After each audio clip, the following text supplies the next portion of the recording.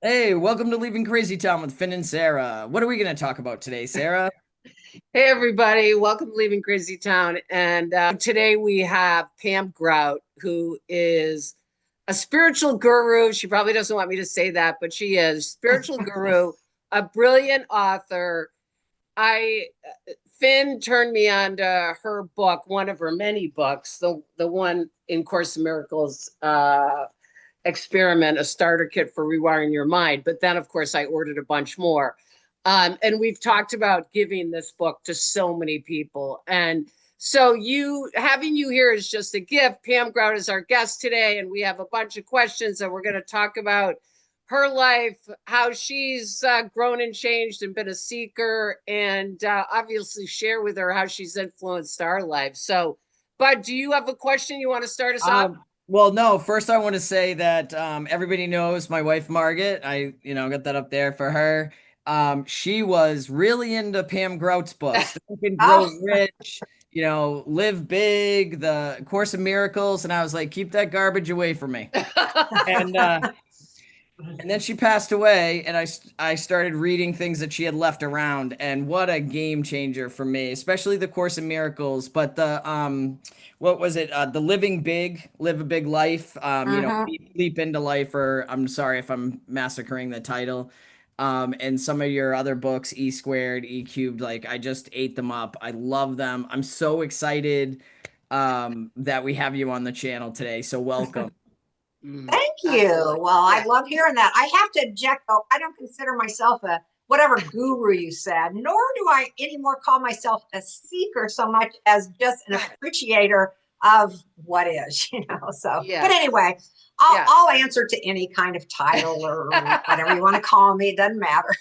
We Well, when you appreciate have a that too. following like us and we're like passing your book out and there people are, unfortunately, you do become an influencer whether that's your intention or not. So, but the whole intention I think of people who grab onto this stuff is the what is, right? Is what Mhm. is really what is or isn't Mm. it?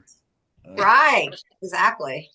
And what you want to create. I mean, I do want to say that so Finn and Margaret turned me on to your book, and I think I just finished. I read a page a day, and I just finished it. I think for the fifth time, Oh, and just literally the other day. And then, of course, when I started reading it, I would look up. So you've not only turned me on to all of the concepts here, but I've also discovered, like Anita Morjani, I looked up literally every quote. Oh God, I could get emotional oh saying wow. Interesting. every quote. I looked up the person that had the quote if I didn't know them. So I was on this huge journey of learning about all these different people also, which was huge.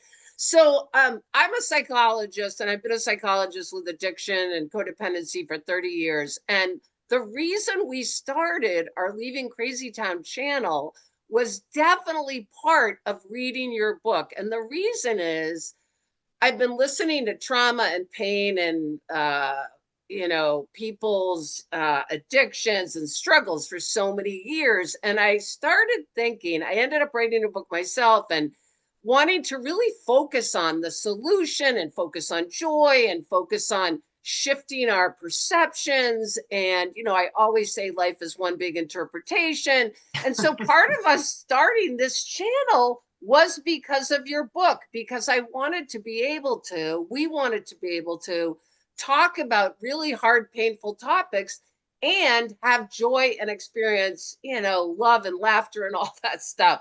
So when I think about you and what you've experienced with your daughter and in your own life, I think, how have you kind of I say walk that tightrope, but allow for the grief, the pain, the experiences of our life, and still have this incredible attitude and appreciation and in your life.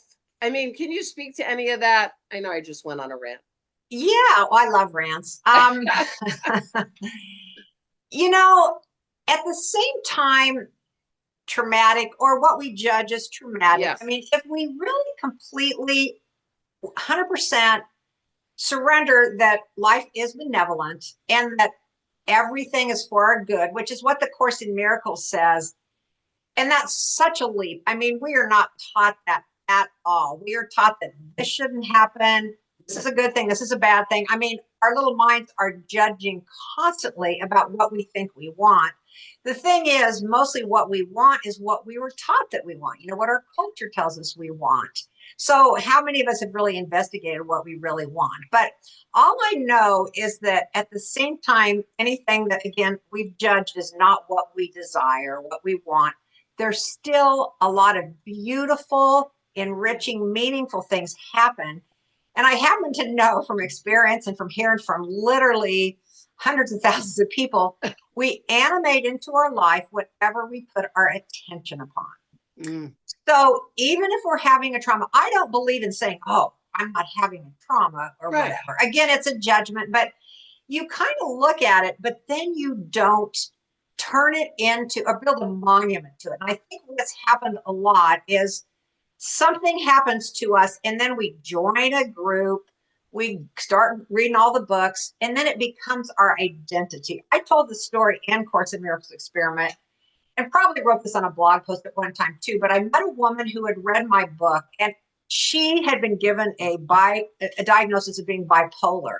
Her whole life revolved around being bipolar. So she started doing the Course in Miracles. I mean, she said that the more she studied it, the more she read about it, the more she focused on it. This was her identity. And the more she did that, she wasn't getting any better. She was getting worse. She was becoming more bipolar, whatever that might mean. But it wasn't helping all the information she was getting. So that comes from our mind. Our mind always wants to figure things out. However, there is a deeper force that doesn't come through our minds. That is this, some people might call it God, higher power, but there is something, and if you start surrendering to that, and that's what she did. She did it through the Course in Miracles. There's so many pathways to enlightenment or awakening, whatever you want to call it, but that's what she did, which, made her a kindred soul to me because I've spent a lot of years doing the Course in Miracles. And she said now she doesn't even identify as bipolar. And, scientists may say, well, that's impossible. Once you have that diagnosis, that's who you are. But I think the truth is we are bigger than our diagnosis. And which identity do we want to identify with? I mean, it would have been real easy to identify with grieving mother, lost her only child. I mean, that is a great story. I mean, it'll get lots and lots of attention and people will feel sorry for me. I mean, it's a good story in our culture. It's like the worst story, lose your child. I mean, that's the worst. Right. So yes, I could have, capitalized on that. And I'm not trying to minimize it. It was very shocking, very difficult. But by not closing down, I feel that I still have a communication with my daughter and that she is on higher realms. And I mean, that's what this did, is it led me to be even more interested. I've always been interested in more than just this material reality. This material reality has gaping holes. There's something bigger.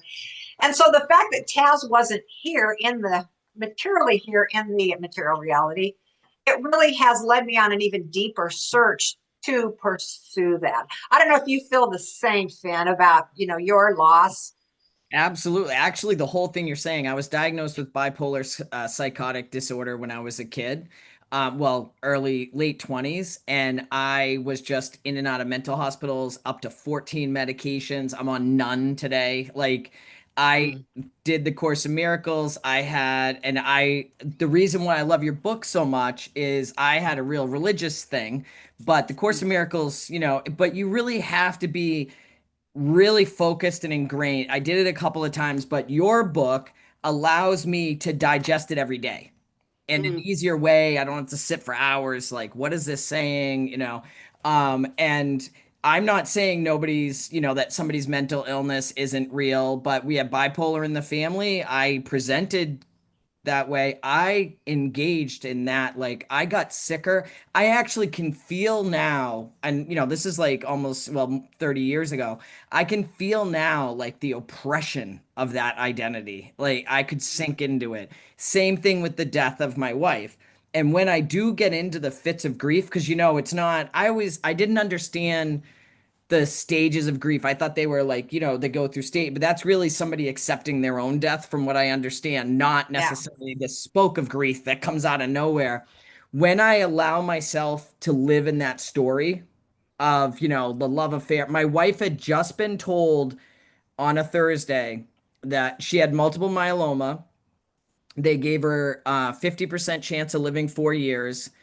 We were 3 years in. On a Thursday, they said, "You're going to make it 10. You're doing great." She was dead 14 days later from a tick bite. Wow. So it was Wow. like a high and a low. And it when I engage in that story, which I can, like, you know, sometimes I just feel like, I don't feel her. That's not where she is. She's not in the grief. When I'm like real, like I can feel her excitement about having you on, because you were like, you know, huge, huge deal to her. Like she really was just mesmerized by the concepts in your book. And she was also an artist who gave that up to be an open heart surgery nurse because she needed more money, you know, became the Earth robot. Well, sorry about that one. But you know, she became like this Earth robot, like you talk about in one of your the days there. Um, and you know, everything is like money and just locked into what she was supposed to be instead of what she wanted to be. So when I engage in that like story that, you know, everybody's like, "Oh, you lost your wife. Oh, that's, you know," I don't feel her presence. Mm. When It's I'm Yeah, Yeah, sorry. I totally agree with you. And I have to admit, sometimes I still pull it out. The story. You know what I mean? It's still there. But you know, if we're really looking at how does it make me feel, and that story of poor me does not feel good.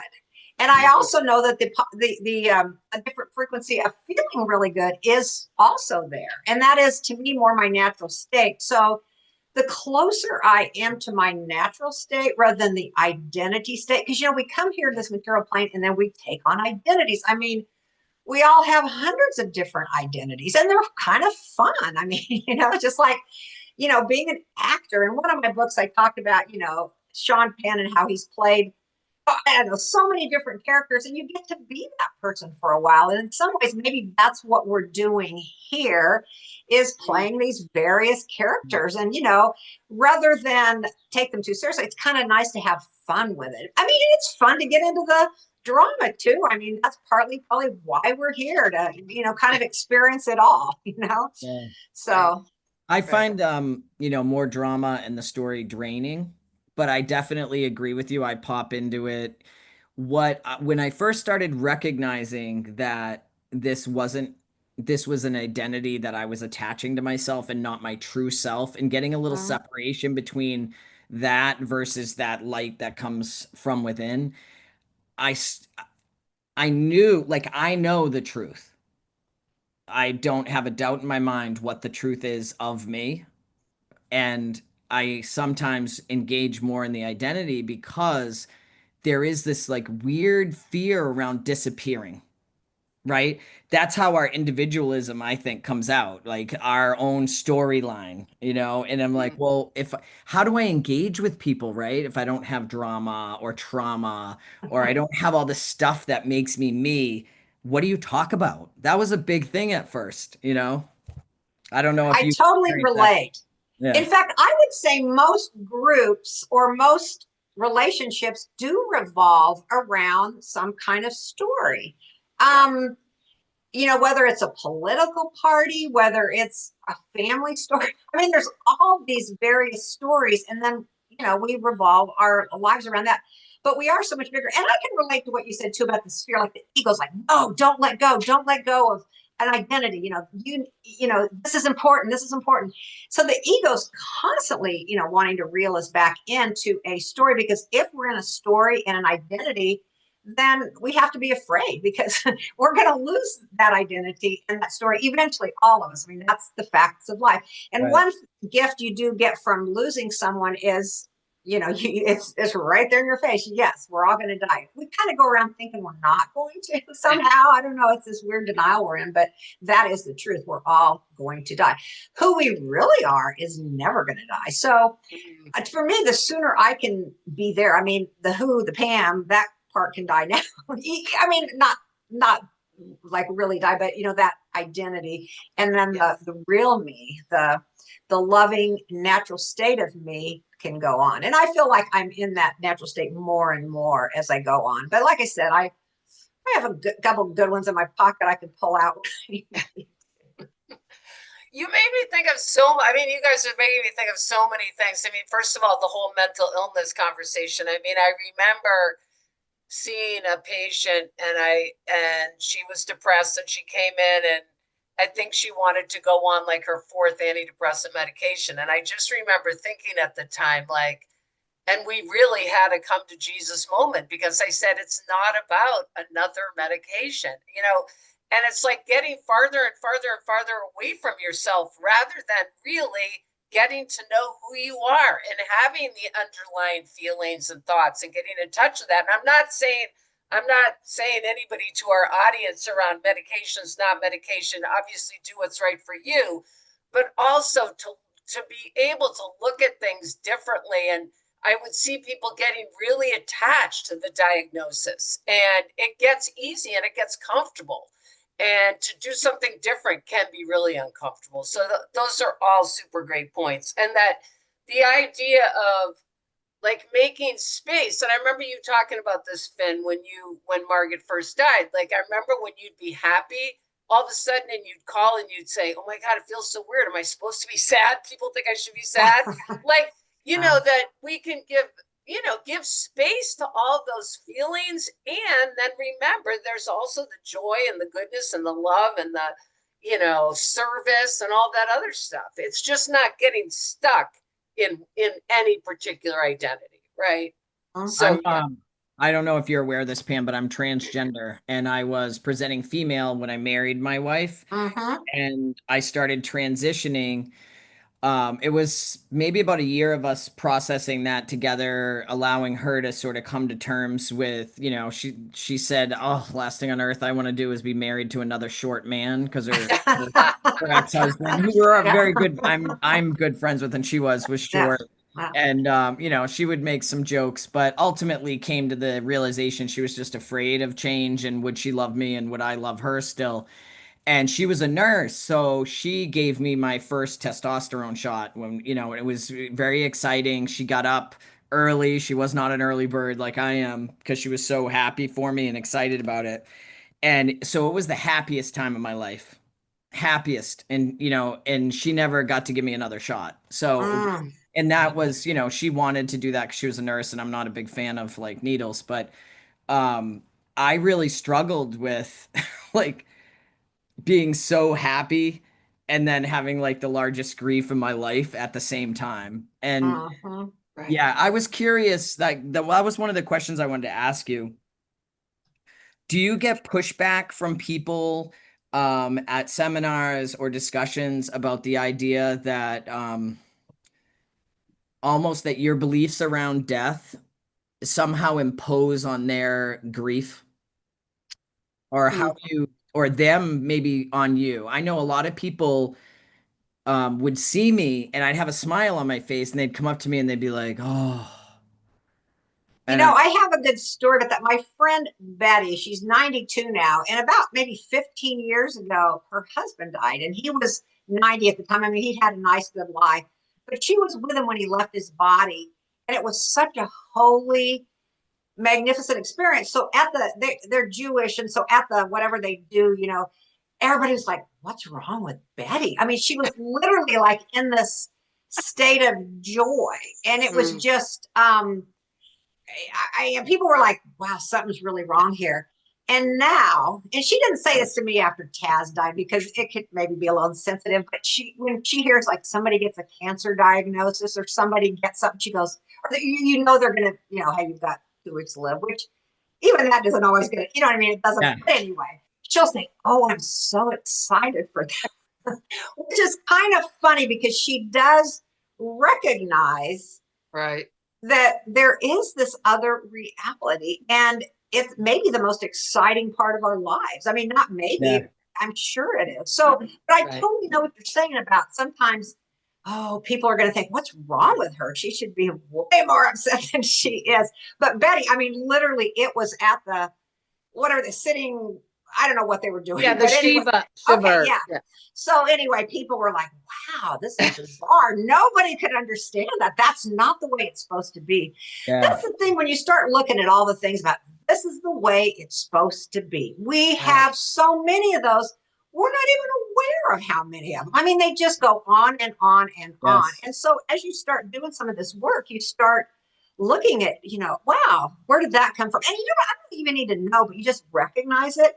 Yes. And then it kind of maybe lets go of you. But to recognize it, like I still all the time will be thinking, I'll notice a thought and think, wow, that's an interesting thought. And I'm glad I had it because, you know what I mean? It interesting to know that about myself, that I had this particular judgment or whatever. And then it just flies on away if I don't build a monument to it. And, that's what we tend to do. I call my mind the Tower of Terror, which oh is my God, that's good. which is a Disney ride, that. Yeah, that's good. I went, actually, you quote in your book, one of your quotes, or you quoted Ajasante, who I went to a silent retreat in Omega with. And while I was there, I'm spending all this time alone. My wife's at home, and I started thinking, because we got no books to read, we had a journal. That was it. Like, there's no communication. And the first thought I had was like something happened to someone in my family and they can't reach me. And I swear, my mind for 3 days, it was a 7 retreat, and I had never been silent for more than 5 minutes in my life. And I decided, I just knew I was drawn to it. I was like, I want to do a silent retreat. I thought it would be like a day or two. And then I saw his, and I was like, that's absolutely the one I want to do. Didn't know anything about him at the time. I just knew it was the right place for me. Day 3, I had like the roof caved in, my wife being stabbed in her sleep by a branch, and I got to the point where I was like, oh, that's good. What else you got? Right.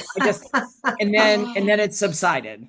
And sure enough, a tree had fallen while I was away, and my wife had no power because the tree took out all the light, but no one was hurt. But it's just funny how our mind, like, just it's like, oh, you're not worried, you're not trying to connect. Like, oh, I'm gonna tell you, oh yeah, a tree fell. No, it didn't just fall; it killed your wife, and that. And I'm like, oh God. Yeah, it's hilarious when you kind of look at it, all the thoughts that it turns up. I don't know if you've ever read Michael Singer's book, but, he talks about that roommate in the head. Oh, yeah. It's like, oh, yeah. We all have that roommate in the head. And I guess for me, I'm looking for the spaces in between. And as I, meditate and do different things, I find more space in between. But yeah, it doesn't ever want to let go. And it's so creative, that voice in the head is like, look at all those stories you were able to come up with. And especially with a silent mind. Oh my God, that's its big time to show. Like, I'm going to really show off now. Definitely. Well, I think too, when you take on, new challenges or new risks or, a new project, I just know for me, when I'm like trying to push through some fear, like all of a sudden the old thought patterns will definitely get activated. And that was one of my questions for you. It was like, are there certain, old beliefs? I mean, we do, because we're in recovery, we talk about the 4th step and different belief systems we have. Are there certain ones that you notice, continue to percolate no matter how, much work you've done, that just kind of pop up and you learn to work differently with them? I'm trying to think one that resurfaces a lot. I mean, in some ways, I feel like my mind is so creative. It does all kinds of different things. I can't think of one. Again, the story of Kaz. I mean, that is, a pretty good one for me. In fact, I would say if I had to pick one that had its hooks in me or could easily hook me, it would probably be that one. Because it's kind of universally accepted that, yes, I have the right to be really sad. I mean, that's universal. That's the universal belief, That's the worst case scenario. Yeah, you've got the worst case scenario. Like, anybody can survive anything, but not that. Right. In fact, it's funny because I used to say that all the time, as I was freeing my mind. It's like, I could anything, whatever, I can take it. But I couldn't take, I literally said those words, but I couldn't take, losing my daughter. And then so what ended up happening, and I realized, well, I guess I can take it because that's what happened. but have I lost her? I mean, that's the real question. Have you really lost Margaret? I mean, is that true? You know, I'm always asking, you know, these roommates they had, Byron, you know, yeah, Byron Katie, I love Katie. Byron Yeah, Katie. Byron Katie. Yeah. Yeah. Yeah, I know that I've probably been around a few times and that Margaret's been with me. And I even had a weird vision of her dying long before I knew she was sick and me saying, I'll come find you to her. Wow. And that actually happened because it's not like this is the moment that stays forever. It's like, oh, what's coming from this? And my wife's death created, I never had a loving family. I had total chaos, whatever. Her two children, they were young adults. I was able to show up for them. We always had a relationship, but I just sort of stayed out of their relationship with their mom because I had step parents that drove a wedge and were jealous, and I was like, I'm never going to be that. And I remind them constantly all the things their mother would say about them that she never expressed to them, and her thought patterns and everything. And my stepdaughter, who she just had, my first grandbaby. She's coming to stay with me this week. Oh. She told me I was the parent she always prayed she'd have someday. I have no business being a parent that somebody would pray to have based on my history. And my stepson I had breakfast with this morning, he considers me his ride or die. And that is I want to cry. Like, that is a big gift that came from my wife's death. And if she was here, that relationship may have unfolded eventually, but I don't think so. You sit with people that pass, a lot goes on that is beyond here. It's Right. Very, very holy. I think I put this in that book, but I can't remember I think it was Roger Ebert. You know, he wasn't into any of this stuff. But when he was dying, it's like he realized the big joke, like when you're dying, like, wow, all these things that I believed, it ends up being quite a bit different than, what I thought it was. So, yeah. Well, your story with your stepkids, that is so beautiful. I mean, those are my favorite stories. It says in the Course in Miracles, when an ancient hatred, not that you had that, you know what I mean? But when something because that's the truth, the love between you, that was always the truth, but maybe it wasn't allowed to blossom and now it has. And that's right. just so beautiful. So I love those kind of things. Right in E squared, there are a lot of people who tell me they're manifestations, blah, blah, Yes. blah, blah. But the stories I love are when relationships get healed, because again, we are all one. And so anytime we feel that we exclude someone out of our circle, or we think we're different than them, or whatever, that hurts us. It doesn't hurt them, it hurts us. And I'm the only one I have any control over is myself. So, which is a Amen to that. Right. Yeah. That is the truth. Yeah. God, I have so many thoughts and I have all these questions, but I was just thinking about the word codependency, which I hate, but the idea, Finn and I always talk about it, just this, really, it's about not being able to be yourself. And that's so much of codependency comes from fear and you can't speak your truth. You can't say what you want. You're preoccupied with everybody else's thoughts, feelings, and behaviors. And really what you're talking about when you're living a spiritual life, I think you are being who you really want to be, or even maybe not who you want to be, but maybe who you're supposed to be. Who you really are. I mean, that's who you really are. Yes.